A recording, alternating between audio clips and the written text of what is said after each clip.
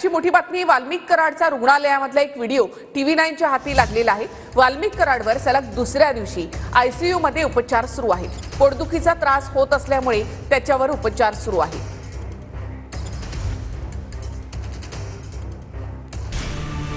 मसाजोगचे सरपंच संतोष देशमुख हत्या प्रकरणातील आरोपी वाल्मिक कराड दुसऱ्या दिवशीही बीड जिल्हा रुग्णालयातील ICU मध्ये भरती आहे। गुरुवारी मध्यरात्री 12:30 वाजता कराडला पोटदुखीचा त्रास होत होता। त्यानंतर त्याची रवानगी जिल्हा कारागृहातून रुग्णालयात करण्यात आली। वाल्मिक कराडचा रुग्णालयातला व्हिडिओ TV9 मराठीच्या हाती लागला।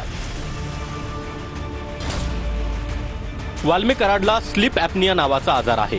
कराडची तपासणी करणाऱ्या डॉक्टरांनी छातीचा CT स्कॅन करण्याबाबत सूचना केली आहे। तर त्यांच्या ॲडवाइसनुसार त्यांना छातीचा CT स्कॅन करण्यासाठी ॲडवाइस केलेला आहे असं आतापर्यंतची एक माहिती आहे।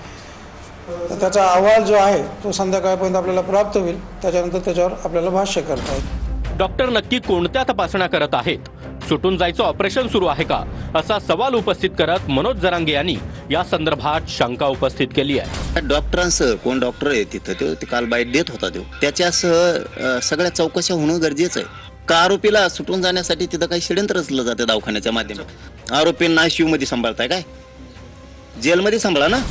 तुरुंगात असताना भुजबळांना जशी छातीत कळ यायची तशी आता कराडला येत असेल अशी टीका दमानिया यांनी केली आहे। तर कराडला आर्थर रोड जेलमध्ये ठेवण्याची मागणी दमानिया यांनी केली आहे। आपण बघितलं वाल्मिक कराड यांना पण पहिल्याच दिवशी न्यायालयीन कोठडी दिली, रात्री ते हॉस्पिटलमध्ये दाखल होतात।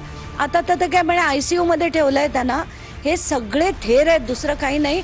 आणा इथे आर्थर रोडला आणि ठेवा इथे JJ मध्ये त्यांना। दरम्यान ज्यांना भावनाच नाहीत त्यांच्या भावनेचा विचार करायचा नाही, कठोर शिक्षा व्हायला हवी अशी मागणी सरपंच संतोष देशमुखांचे भाऊ धनंजय देशमुख यांनी केली आहे। यावर विचार करणं चुकीचं वाटतंय की यांना भावनाच नाहीत तर यांच्या भावनेचा आपण विचार करायला नाही पाहिजे। पण जेवढी कठोरात कठोर यांना जेल करणं होईल किंवा जे शासन करणं होईल तेवढं ते शासनाने करावं। सगळे पुरावे समोर येत आहेत रोज।